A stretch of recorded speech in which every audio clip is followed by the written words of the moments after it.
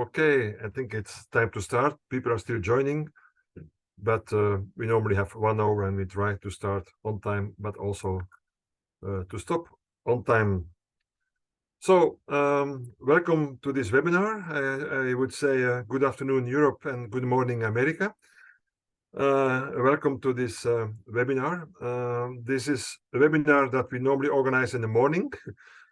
But I would say exceptionally, we have decided to organize it in the afternoon to make it a bit more comfortable for our US guests and the speakers.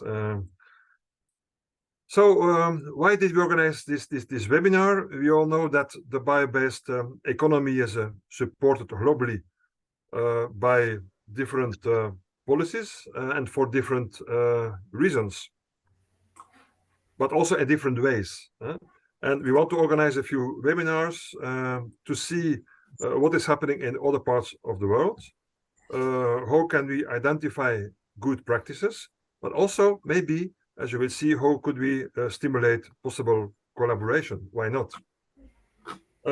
You all know that in Europe, in 2012, we have the first bioeconomy strategy. And as a result of that strategy, we have set up a partnership with the Commission, the BBI, Bio-based Europe Initiative, and the CBE, Circular Bio-based Europe, as a follow-up under Horizon Europe. But at the same time, in the US, there were also policy initiatives taking place. At the moment, we're I think in Europe, publishing the bioeconomy strategy. In the United States, they published the bioeconomy, I think, blueprint, also in 2012 or 13 under the Obama administration. In the US, you had already the bio-preferred program. And then more recently, as most of us have seen, you have the executive order under the Biden administration for the biotech and the biomanufacturing. And the policies that are being developed, set up in US supporting the bioeconomy will be presented in this webinar. And as I said, we in Europe have then created a partnership in 2014, the first partnership, BBI, Bio-based Industries, a joint undertaking, followed 2 years ago by the CBE, Circular Bio-based Industries. And some months ago, we had a very good meeting in our offices by a delegation from the US, representatives from BioMADE. And when we were explaining, what we are doing, we saw that it is very similar. In fact, it's also kind of a partnership. And that is why we also decided to organize mutual webinars to communicate a bit to our members what is happening on both sides of the ocean.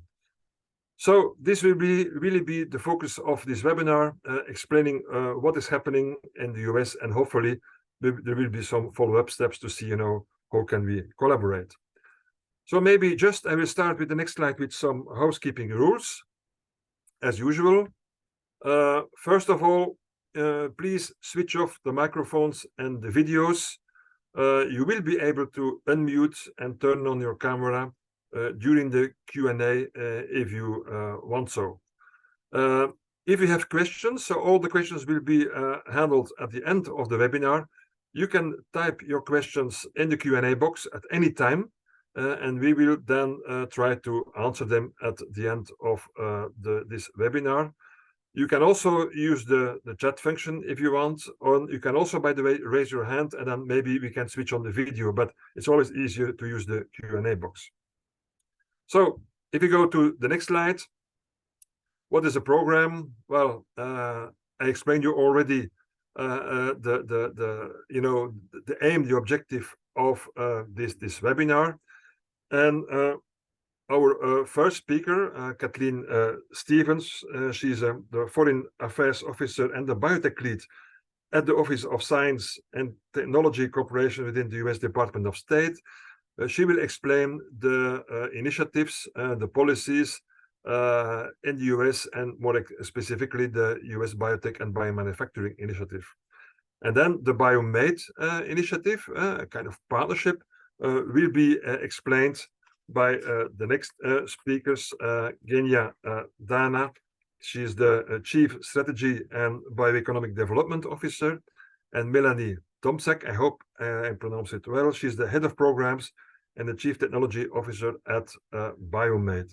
And I also want to thank Kathleen Brink, the associate director at BioMADE, because she helped me also to set up this webinar. So let's start, and let's start with the first speaker, Kathleen Stevens, who will tell you more about the recent policies developed in the United States to support the bioeconomy. Kathleen, please, and thanks for participating to this webinar. Thank you, Dirk. Let me just make sure that you can hear me okay? Yes. Okay, wonderful. As you can see, I'm joining you from a slightly different space today, so I'm glad the tech is working despite that. So really a pleasure to join this group this morning, this afternoon, your time, to talk about our biotechnology and biomanufacturing efforts in the US government. As Dirk mentioned, I've been asked to speak broadly about US initiatives on biotechnology and biomanufacturing. And I think it goes without saying in this group that biotechnology and biomanufacturing innovation are critical to address global challenges. This includes everything from mitigating and adapting to the climate crisis, addressing biodiversity loss, reducing fossil fuel use in everyday items, enabling the development of medicines and treatments, and ensuring food supply chain resilience. As Dirk already mentioned, earlier in the administration, indeed in September of 2022, President Biden signed the executive order on advancing biotechnology and biomanufacturing innovation for a sustainable, safe, and secure bioeconomy, and launched the National Biotechnology and Biomanufacturing Initiative. This pivotal policy initiative directed U.S. government departments and agencies to take whole of government action to address key challenges and opportunities within the bioeconomy, including to direct key investments across the spectrum of innovation from basic research towards commercialization. Through this executive order, the United States combined investments to promote innovation with whole of government efforts to assess and mitigate potential threats. Some of the actions to address current and future challenges outlined within the executive order included strengthening and coordinating federal investment in biotechnology and biomanufacturing research and development, and accelerating translation of basic research into practice, fostering a biological data ecosystem to accelerate and drive breakthroughs, improving and expanding domestic biomanufacturing production capacity and processes, boosting sustainable biomass production, expanding market opportunities for bioenergy and bio-based products and services, training and supporting a diverse, skilled next generation workforce, clarifying and streamlining regulations to support the safe use of biotechnology and biomanufacturing products, strengthening biosafety and biosecurity, promoting standards, establishing metrics, developing systems to grow and assess the state of the bioeconomy, proactively assessing, anticipating, and mitigating threats, risks, and potential vulnerabilities in order to secure and protect the bioeconomy. And finally, and this is, a key pillar of what I do at the Department of State, is to work with international partners to strengthen and grow while also protecting the global bioeconomy. So as you can see, the executive order really did outline a whole of government, and it's really a whole of society approach towards growing and both promoting and protecting the bioeconomy here in the United States, and working with international partners towards the same for the global bioeconomy. In total, the United States committed more than $2 billion at START to advance the National Biotechnology and Biomanufacturing Initiative. And at more than 1 year after its signing, the executive order has catalyzed action across governments to set bold goals, develop the biomanufacturing workforce, promote American leadership in biotechnology and R&D, and foster international cooperation, and ensure that technologies are developed and utilized responsibly. It's important to note that our investments in biomanufacturing and biotechnology really build upon decades of U.S. investments in research and development. And these really do truly underpin the bioeconomy of today. So a few that I want to point out in this kind of broader spectrum include last year, Congress signing legislation to authorize the establishment of the Directorate for Technology, Innovation, and Partnerships at the National Science Foundation, or the TIP Directorate. The TIP director really doubles down on NSF's commitment to support use-inspired research and translation of research results to market and society. The U.S. Congress also recently authorized $20 billion to establish the Department of Energy's Office of Clean Energy Demonstrations. And this office is mandated to support clean energy technology demonstration projects in areas including clean hydrogen, carbon capture, grid scale energy storage, small modular reactors. All of these are components that will underpin a vibrant bioeconomy. The US Congress has also authorized billions in new investments in science and technology activities at departments and agencies across the US government, as well as tax credits designed to incentivize investments in decarbonization technologies. Biotechnology will, of course, be critical to meet our decarbonization goals. At 15 months since the signing of this EO, I do want to highlight some very specific progress made, and these are really evidenced by reports that have come out from the White House directly. So on research and development, in March, the White House Office of Science and Technology Policy released the bold goals for U.S. biotechnology and biomanufacturing report. And this report really brings together in one document a vision for what is possible with the power of biotechnology and biomanufacturing. It outlines associated research and development needs, and it is, quantitative, it's ambitious, and it really establishes targets for the next 2 decades to guide our U.S. bioeconomy innovation in order to advance progress towards the 5 societal goals of climate change solutions, food and agricultural innovation, supply chain resilience, human health, and cross-cutting advances. These bold goals will again direct existing and new U.S. investments in research and development across U.S. agencies in order to accelerate biotechnology and biomanufacturing innovation. From efforts to sequence and phenotype the genomes of microbial species, to harnessing biotechnology to find new therapies for rare diseases, and to leveraging innovation in biotechnology to improve supply chain resilience. We're mobilizing resources across the US government to drive biotechnology solutions. One example is in January, the National Science Foundation and National Institutes of Health announced a joint funding call under the Molecular Foundations for Biotechnology Partnership to transform emerging industries. I know it's a mouthful, but this great program really takes on the task of funding high risk, high reward collaborations. In this case, to accelerate the understanding around RNA function in complex biological systems so that we can better harness RNA and the research that underpins, how it functions to advance the biotechnology sphere. On workforce, in June, the White House released a new action plan to rapidly and equitably expand biotechnology and biomanufacturing education and job training programs in the United States. I think we all can recognize that, growing the bioeconomy will require investments in workforce development that really span across a diversity of skill sets. So, under this plan, the administration is working with a diverse set of employers, unions, and other stakeholders. And this includes Manufacturing USA institutes, so that we can expand pre apprenticeships, registered apprenticeships, and career and technical education programs at the secondary and post secondary level for biomanufacturing occupations.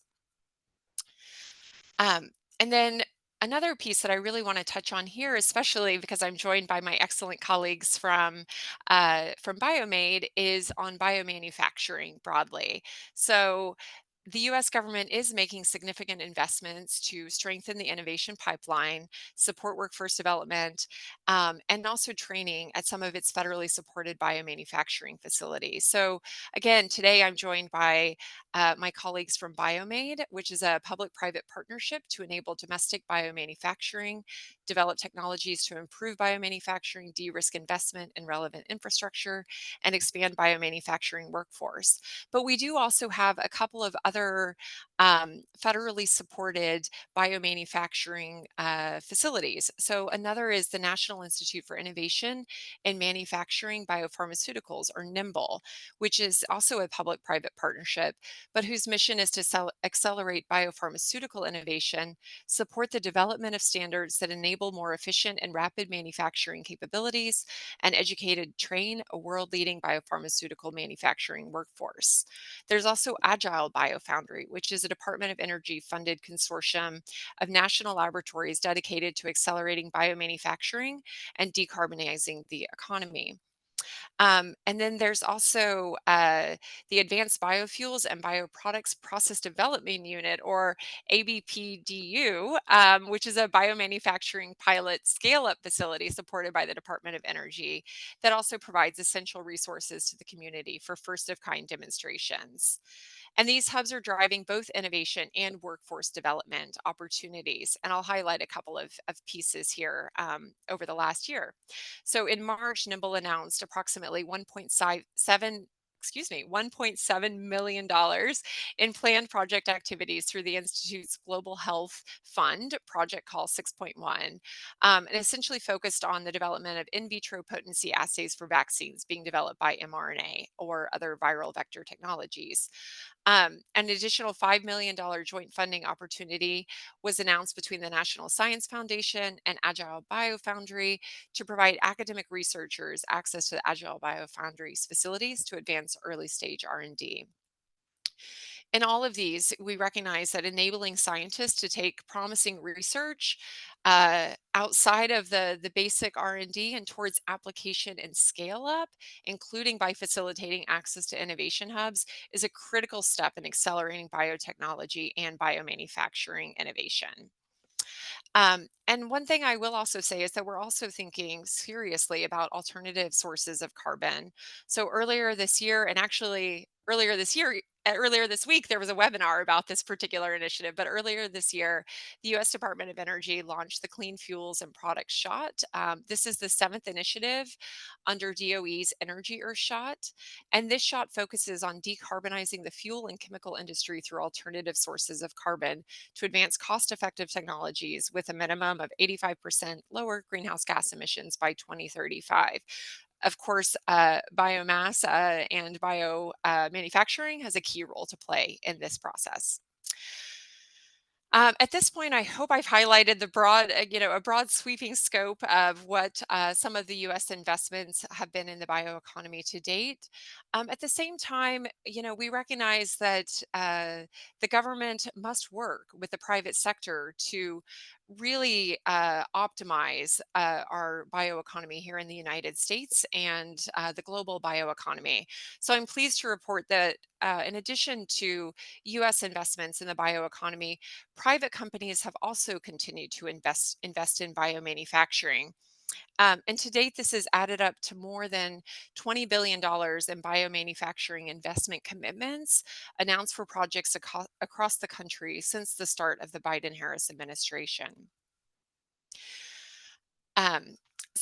Again, I'm from the Department of State, so I would be remiss to not mention that also a key component of our bioeconomy strategy is also to work with international partners to both promote and protect the global bioeconomy. And we do this through high-level bilateral dialogues, joint committee meetings, which are bringing our science interagencies together, and other multilateral fora, such as the OECD.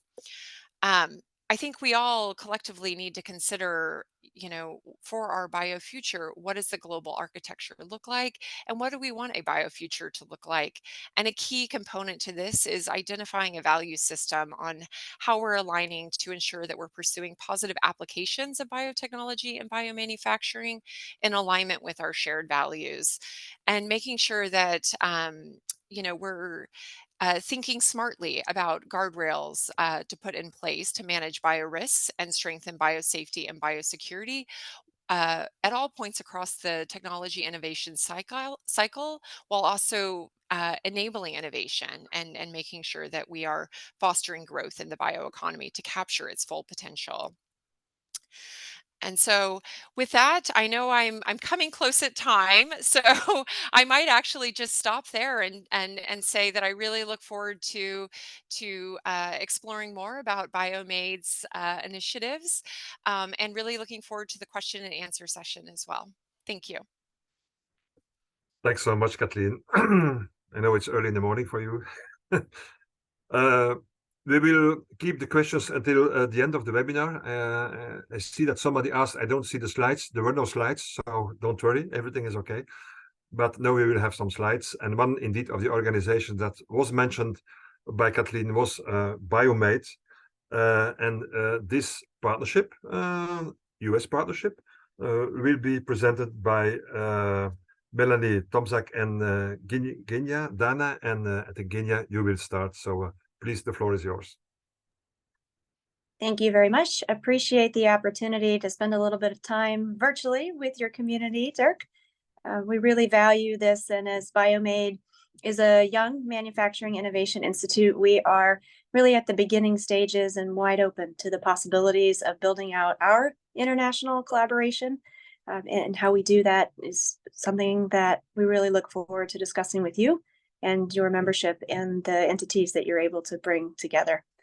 So I wanted to just get going here in terms of slides. I'll ask for the next one here. I'll just thank the BIC team in advance for helping me get through these. Kathleen has already really outlined where the United States government falls in terms of their commitment to growing the bioeconomy and biomanufacturing in particular. So I won't really belabor this slide. We are, in terms of BioMADE's history, again, one of those newer manufacturing innovation institutes, and really came together and in response to the government's call that more needed to be done to build those public-private partnerships to accelerate bioindustrial manufacturing and the growth of the bioeconomy. So we were announced in 2020 and really started to ramp up our operations in early 2021 as an institution. If you go to the next slide, it'll just show a map of those manufacturing innovation institutes that, Kathleen already mentioned a couple of them, with whom we also collaborate closely. And I'm sure that Melanie, who will speak as well on behalf of BioMADE, may bring up some of those intersectional points. So we wanted to just ensure that we brought forward the three main pillars that BioMADE really supports within the broader push towards growing the bioeconomy. It's really about creating a dynamic ecosystem that supports the growth of the industry. And we do that as a membership-based organization by providing the connectivity between organizations from different areas, industry, academia, nonprofits, big and small, and really provide that ecosystem where those entities can come together, listen to each other, really work together to outline their most pressing issues. And BioMADE is here to support and grow and catalyze the efforts to solve those challenges around bioindustrial manufacturing. We do that by providing funding opportunities for our members, and we are also in the space of working on infrastructure. So how do we work to fill some of the gaps that exist here in the United States when it comes to intermediate scale or pilot scale facilities for manufacturing innovation? On the next slide, we'll just do a quick tour. Everybody knows this on the call. What is the opportunity here and what can be created using biology and biological systems? I think for us, really how we interpret this slide is to say that we're focused on the non-health applications of biological engineering and bioindustrial manufacturing. Kathleen has already pointed to some of the other manufacturing innovation institutes that do cover off on more of the healthcare side of things, including the biopharma piece. So we're very focused on the other aspects in the foods, fuels, materials, textiles types of applications. But again, the connectivity is there with the other manufacturing innovation institutes so that we can leverage the work that they're doing and ensure that the connectivity is there. There's no sort of bright and hard lines between these different industry areas. In the next slide, I'll show just the breadth of our membership community. So we have over 250 members of BioMADE, which is, I feel, an extraordinary achievement in the little over 2 years that we've been working to grow this community. Some of your members, I'm sure, find themselves on this slide, and we're really happy to see them there. And I think that also offers us the opportunity for for international collaboration and using our members who may have great breadth and experience, crossing geographic boundaries to help us understand what those best collaboration areas are as BioMADE grows out our programs on science and technology innovation, on workforce, on the sustainability and safety issues, and the infrastructure issues. On the next slide, it'll just do a little bit of a breakdown of our membership and where we find ourselves so far across the United States. Now, this map changes, I would say, on a monthly basis. And our membership team is small and mighty and really growing this space. And this is the connectivity piece and the ecosystem piece that we're really proud of, in being able to bring together such a wide range of institutions. I think this is extremely helpful in the space of understanding, helping improve the understanding by some of our larger commercial, say, transition partners into what's happening in the innovation space. And importantly, really this ecosystem is set up to help move entities through the commercialization process. We are aiming for production level scaling in the work that we do and supporting in the next slide this movement between the R&D piece and the commercialization piece. So I would say that we really try to focus our time and our support in that valley there around the so-called valley of death for commercialization.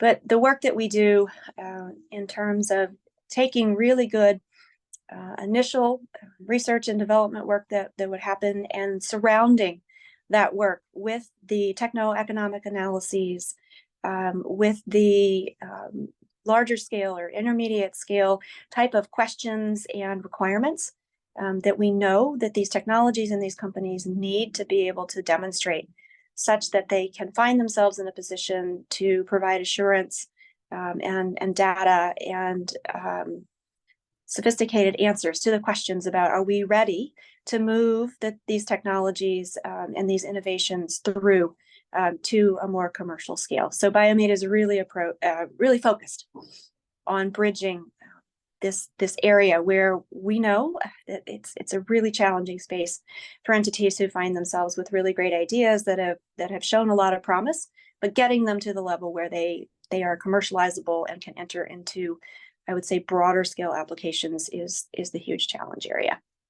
So I will ask for the next slide that just gives us a little bit of a summary around BioMADE's membership. Again, we're a membership-based organization, very familiar model, I know, to this group.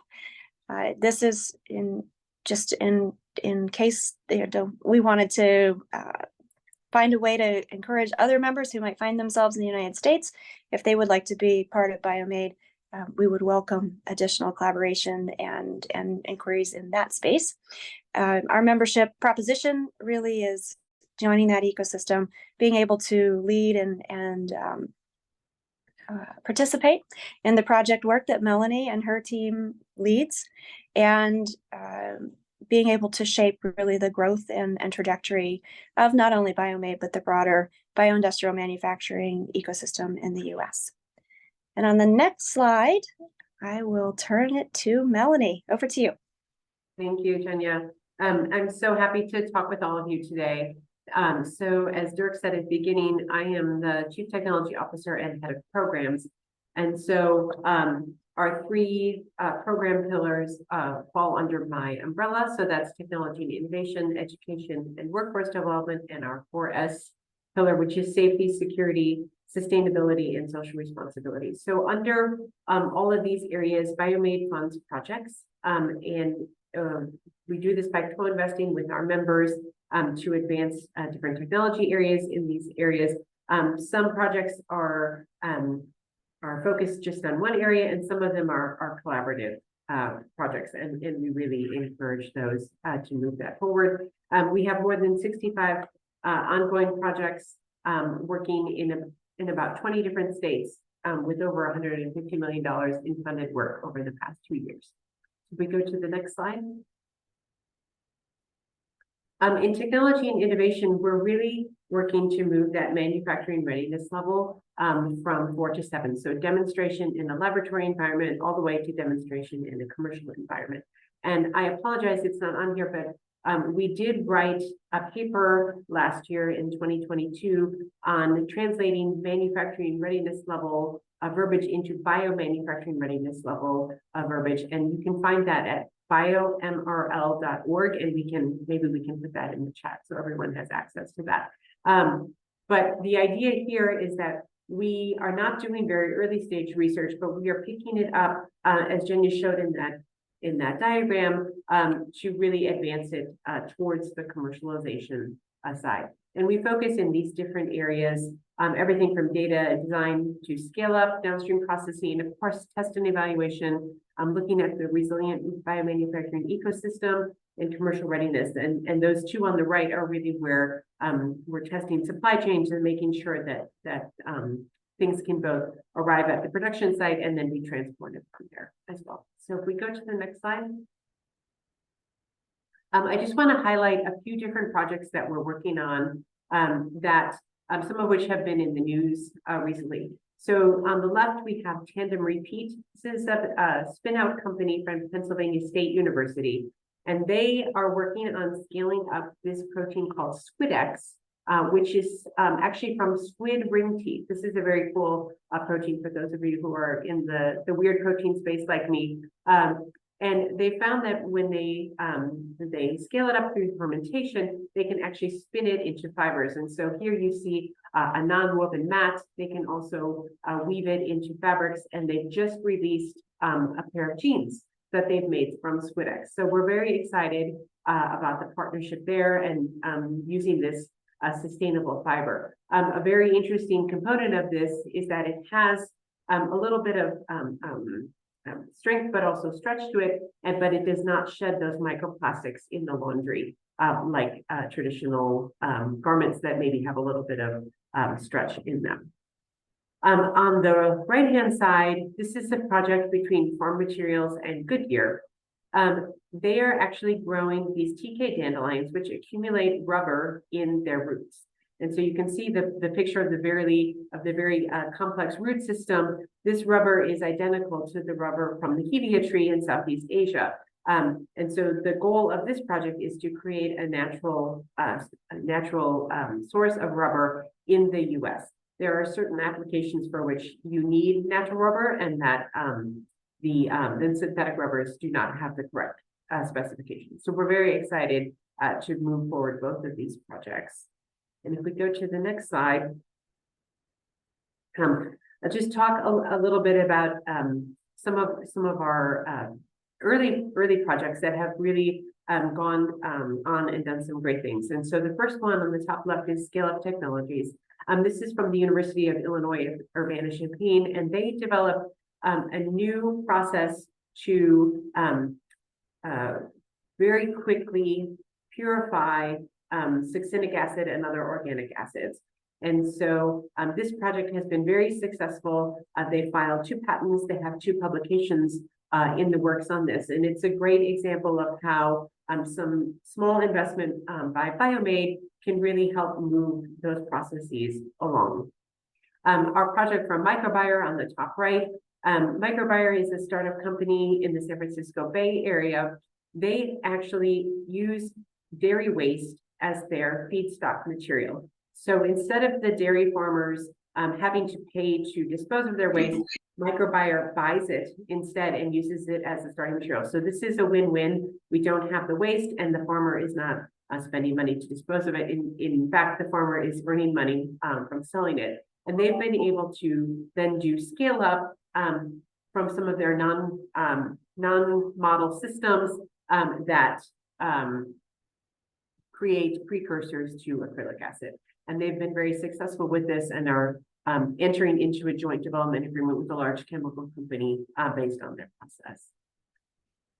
Underneath that, Georgia Tech has been working to understand stress points in supply chains and has really done a deep dive to create models to understand how supply chains have pain points and where those points of resiliency are as well. And they've done such a great job with their project that some of our large member companies have started to adopt their tool as a tool that they're using internally. So we're very excited about that one.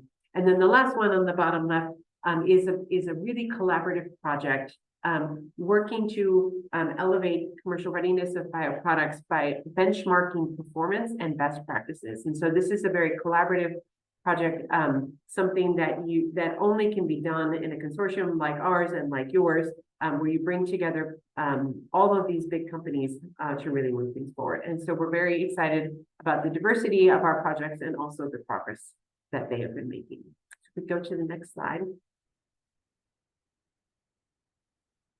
We also have an education and workforce development component. This is everything from early education through our high school system here in the US, and then picking up at what we call our community colleges. These are technical colleges, probably a 2-year degree program with certification in something, all the way through to university programs. And so our EWD pillar, as we call it, is working across that, starting with just building awareness of these bioindustrial manufacturing careers, that these are viable careers, stable careers with good paying salary, and then really preparing that workforce moving forward to fill these jobs that we need as we create the networks across the country. And also looking at non-traditional students, so those who have lost their jobs in other manufacturing sectors that could be retrained, and also working to train veterans who are coming out of the military and are looking to enter professional life. And so we have many different avenues here as well. So if we go to the next slide. We also have our 4S pillar, and this is really where we are looking at those ethical and security concerns, looking at the social responsibility of biomanufacturing, and we really work to weave all of these components into our technical and our EWD projects. And so we want there to be very solid focus on all of these, and it works very nicely in our ecosystem because all of our members are moving towards sustainability. All of our members are moving towards a more responsible environment. And so this fits very nicely. They are just publishing a paper. We will share it once it is online on the principles of 4S and how that intersects with the bioeconomy. And so we'll be sure to share that as soon as it's ready. We go to the next slide.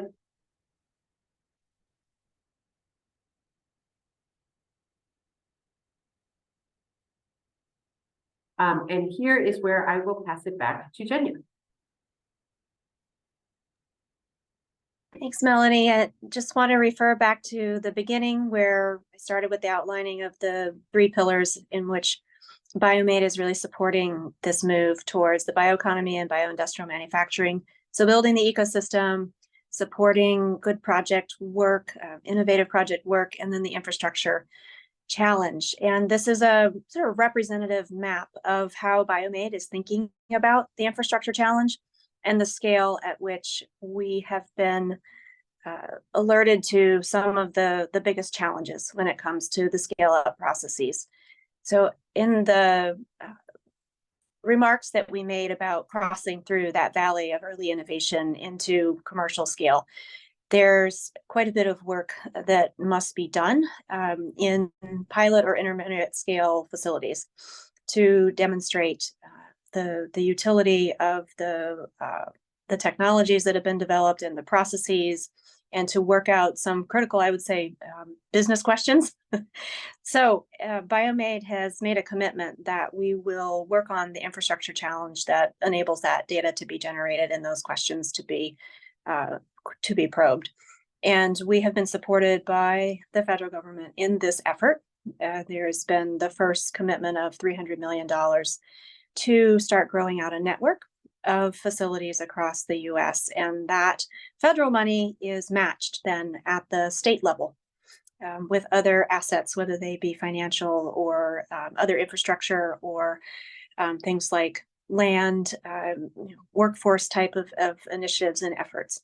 So what I wanted to just cover off on this slide is the fact that BioMADE has put out in public a plan to improve our infrastructure footprint across the United States. And we're in the process now of starting our first pilot scale facility in the state of Minnesota, which is where Melanie and I are both based. We have offices also in California.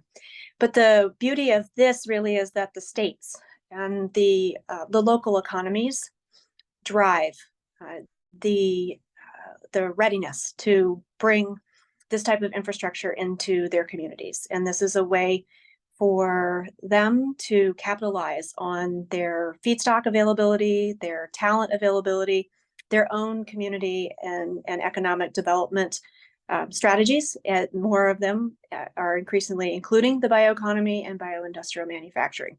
So this is where BioMADE is working on that bioeconomic development portion of the role that I hold.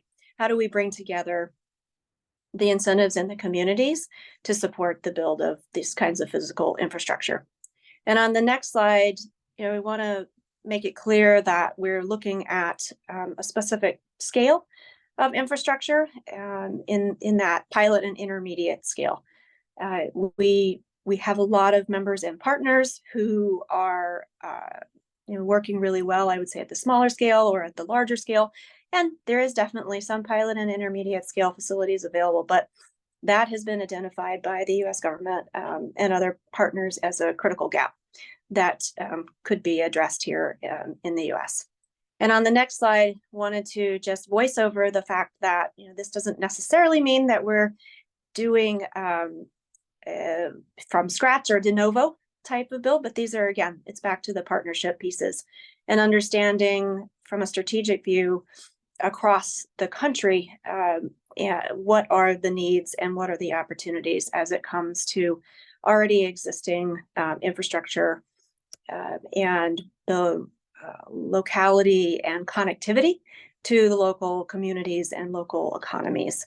So we have, as we look at the network development, a variety of different ways that we sort of rack and stack what that opportunity space looks like and can use and tailor our work in this space such that it meets the local or the regional particularities and demands.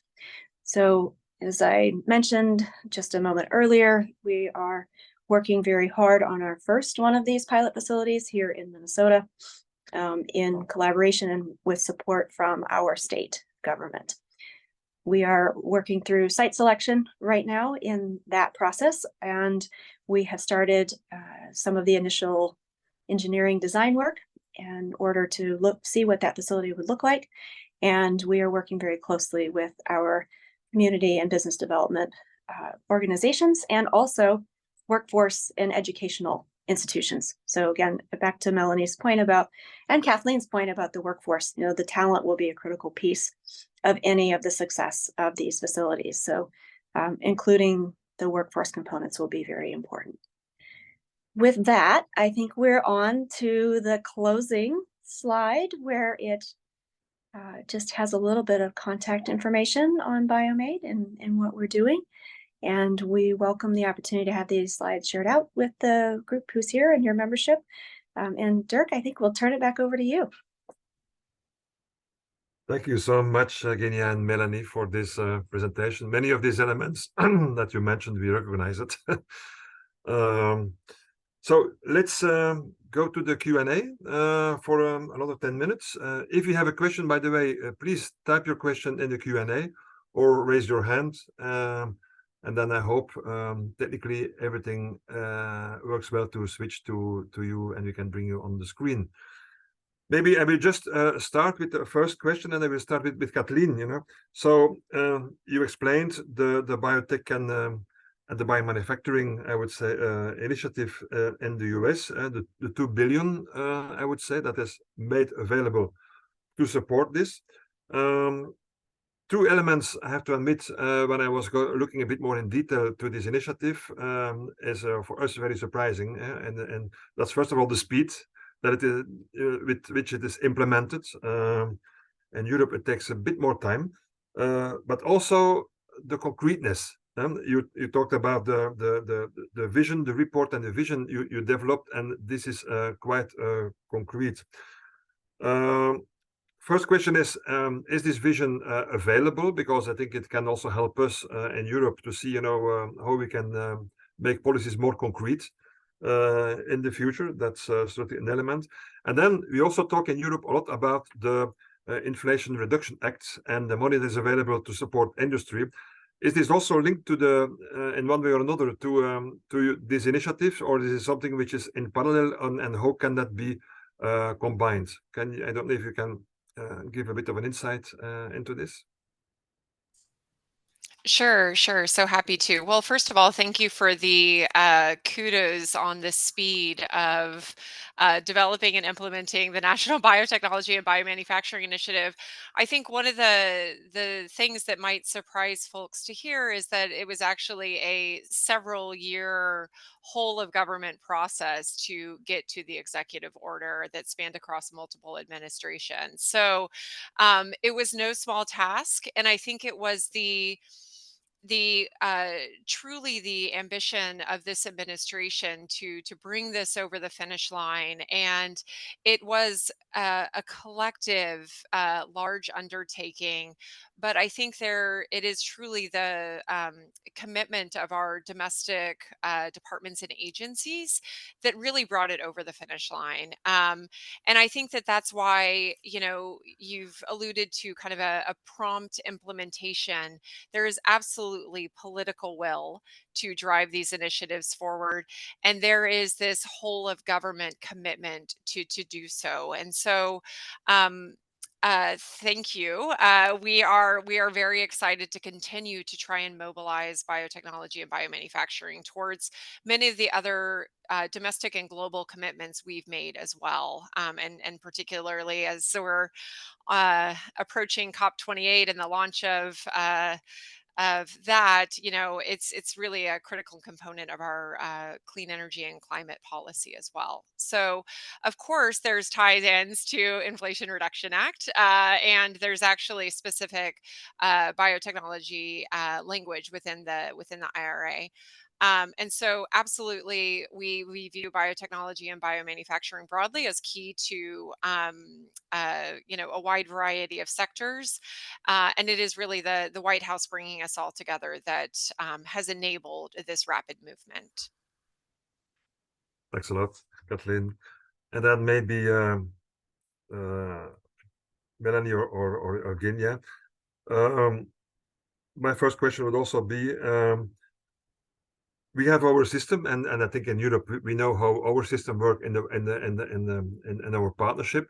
So we work via grants, via our call. So industry and commission develop topics. This is then published. Then we have grants. The topic and the call is open for all kind of participants, not only the big members. How is this working in practice in BioMADE? How is our project supported, and who is developing the projects, or the proposals at least?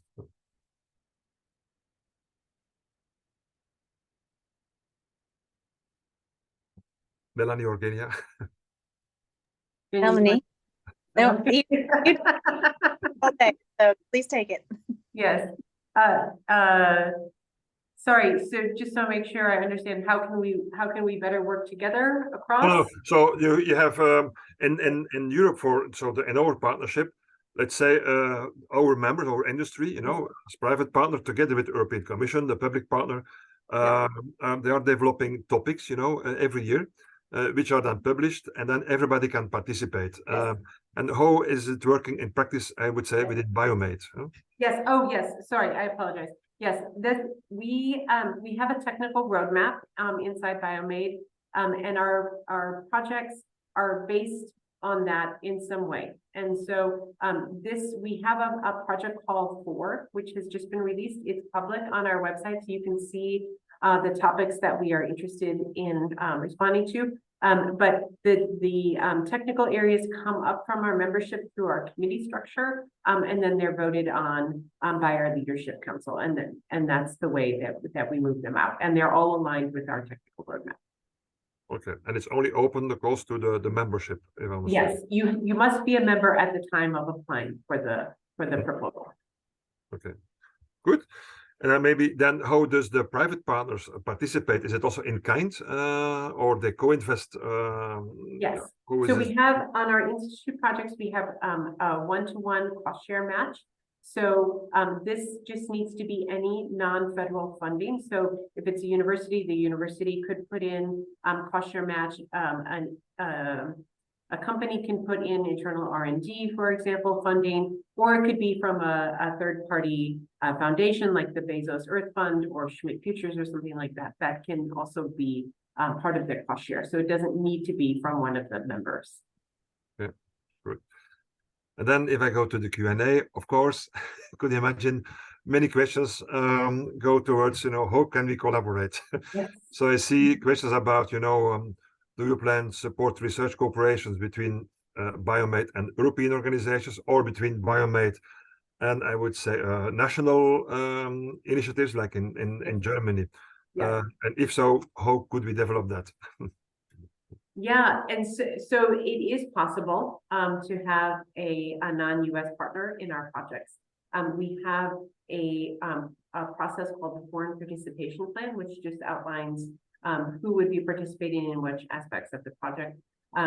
We are funded to be a domestic biomanufacturing institute. However, we know that a lot of technologies and a lot of capabilities are outside of the US, and so we have funded projects where, for example, the scale-up is in Europe or the scale-up is in Brazil, for example. And so there are possibilities to work across both on the scale-up vendor side and on the technology side. We just have to follow a specific process.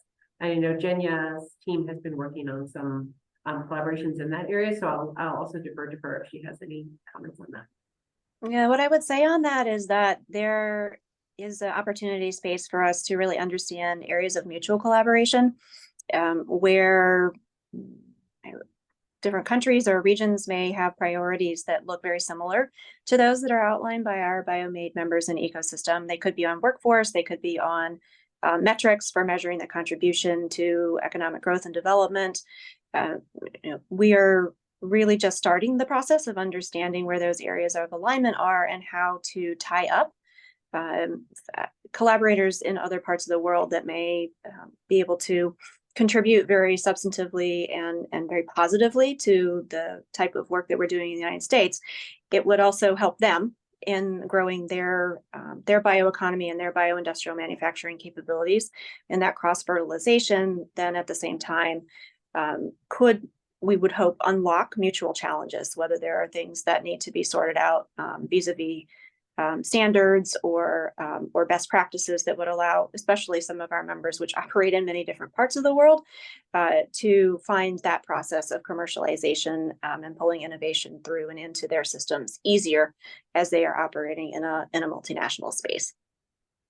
Yeah, indeed. Because one of the questions is indeed also that, okay, people have seen that that there are similarities, that we have sister projects. You have presented a few projects.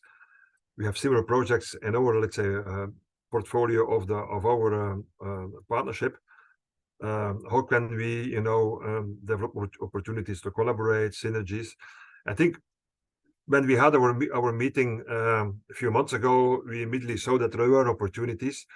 But you have to start somewhere, and then we decided to start with communication, creating awareness, and then step by step see, how can we collaborate. And there are some, as you just mentioned, some a bit easier steps if we talk about standards, which are globally, because our companies, you have seen the companies, often your companies are also our companies, by the way. So we need kind of global standards. So this is where we can work on education, but then step by step, we can also see how can we collaborate. That can be as big, that can be with the partnership. It's a bit more complicated because then we have to follow also rules of course, the European Commission and Horizon. But I think there are opportunities to see how can we collaborate. That shouldn't be in a project, but try to find synergies at least in between projects. But let's go step by step, and I think this is a first step. Also, by the way, on education, as I said, there will be a follow-up on education also. Then another question is about very specific. Can you explain a bit more about the pilot plant coming in Minnesota? Who can use it? Is it mostly fermentation scale-up, or is it more than that? I don't know who can give more info about the Minnesota pilot plant. So I will. I'll take a first pass at that. And what we have been sharing publicly with our stakeholders and our members is that it is a BioMADE owned and run facility.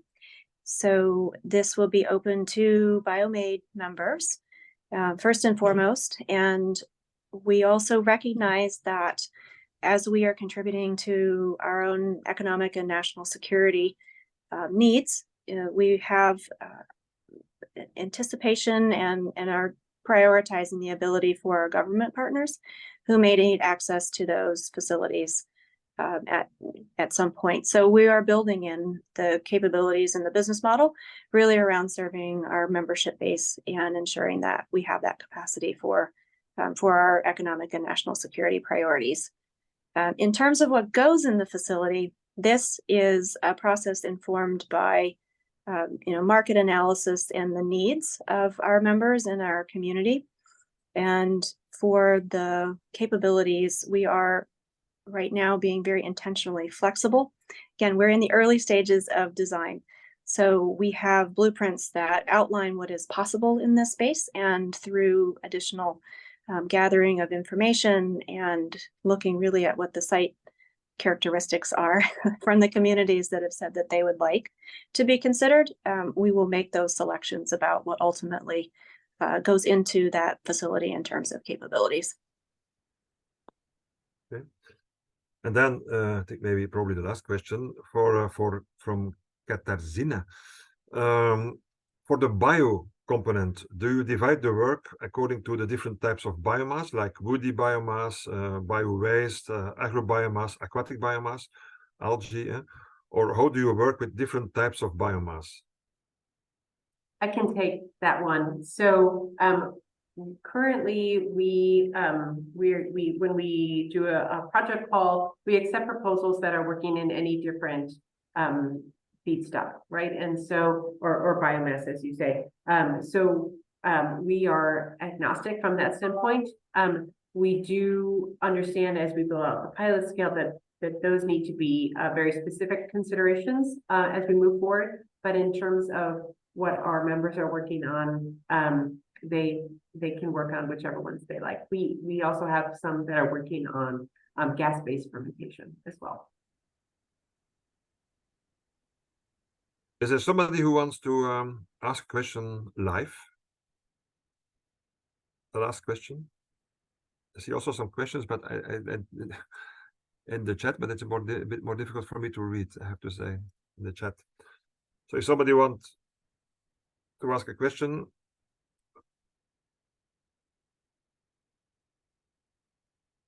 Juliette, you want to ask a question? Go on. Yeah. Yes.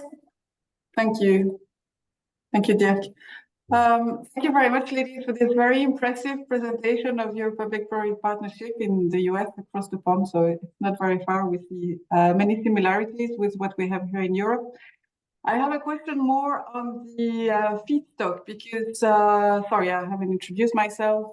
Juliette, I work for the European Starch Industry Association. So we process 25 million tons of agricultural raw materials, and we see that here in Europe, we sometimes get challenges of the uses for these renewable raw materials, whereas I liaise on a regular basis with my colleagues from the Corn Refiners Association. They also have a sister association, the Plant-Based Product Council Group. I know that there are leaders in a biogenic CO2 coalition, so it's a group of US agricultural trade associations. And my question relates to your policies. Do you see either in the USDA or the IRA at federal government level Do you see some policies that recognize farmers for climate-friendly practices in voluntary carbon markets or in regulatory schemes? And also, do you see some policy recognition of the role that agricultural feedstock can play in carbon sequestration, in biogenic carbon embedded in the bio-based products and ingredients? So thank you for your answer. So Juliette, I think I'm happy to chime in at the federal level and just say apologies that, you know, I am by no means a climate expert, but certainly as previously mentioned, biotechnology is you know, one technology in biomanufacturing is a subsection of technologies that we consider extremely important towards achieving some of our climate objectives. I'm happy to you know, maybe share my information and connect you with somebody who works more on our climate and clean energy team that can provide a bit more background on some of the policy initiatives related to broader climate and clean energy policy priorities across the federal government. So I'll just go ahead and drop my email in the chat if that's helpful. And then Genya and Melanie, I don't know if you have more from the BioMADE perspective, but please feel free to chime in as well.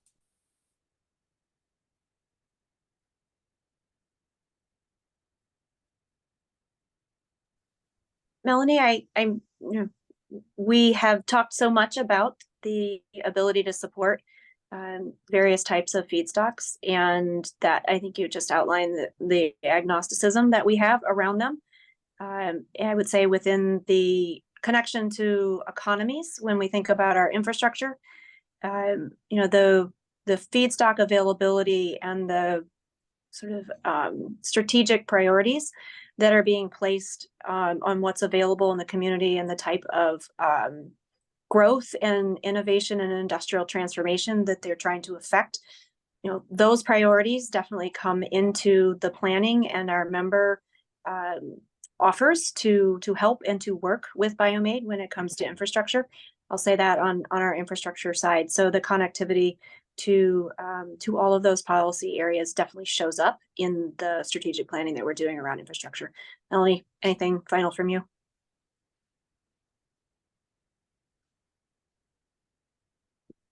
Okay, maybe. Sorry, I was having trouble with my mute button. Yeah, I will just reiterate that a lot of our members are very focused on the points that you made, Juliette, about sustainability, about carbon sequestration, about all those kind of things.